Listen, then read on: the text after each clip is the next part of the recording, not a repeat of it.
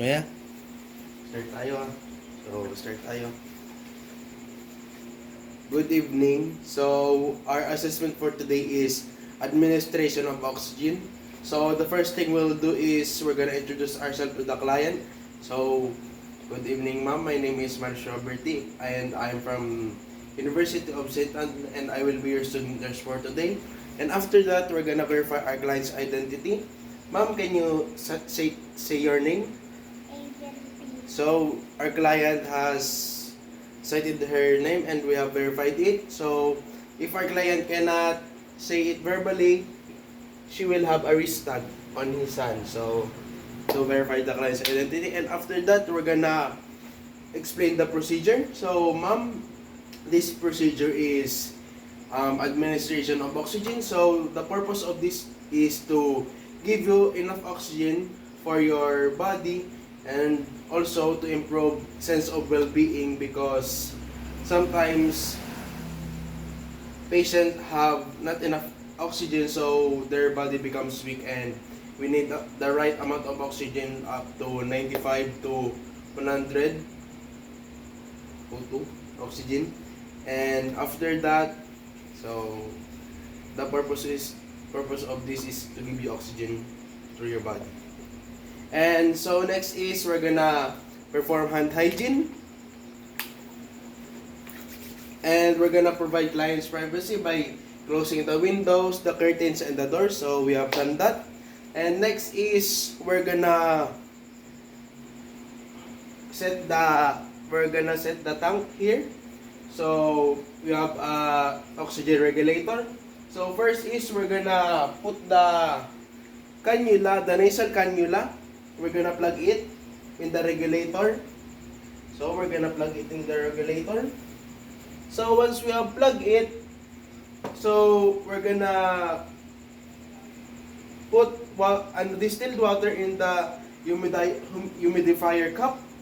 So we're gonna put distilled water. So once we have done, and after that, we're gonna open the oxygen tank and we're gonna put the regulator in the right amount, especially in this part, the regulator. So we're gonna put it in the before the top part of the line, so the client will have enough oxygen, and also of the humidifier cup with the distilled water.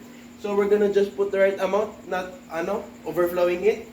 And so once we have done that, so we have already opened the oxygen and we have put the humidifier cup with the distilled water, and we have checked the preferred physician's order of the right regulation of air that we're gonna give to our patient. So we're gonna put the nasal cannula to the patient. And also note, the nasal cannula has for adults and also for children. So in our case, ma'am is a child, so we're gonna use nasal cannula for a child.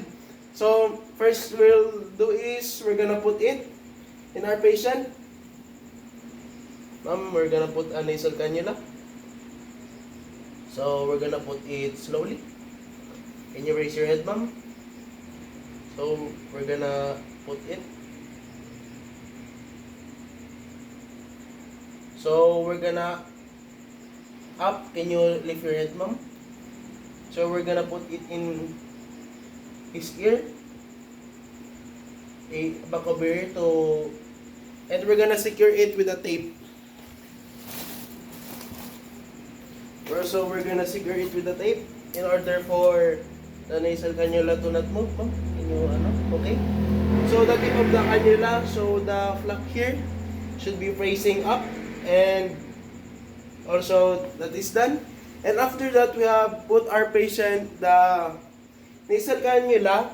So we're gonna ask the patient, how's your is it not masakit, like not hurting your nasal or your nose? Ticklish? So it's okay? Yeah, so our patient's condition is okay once we have put the nasal cannula for her oxygen. And next is we're gonna perform hand hygiene again. So we're gonna perform hand hygiene.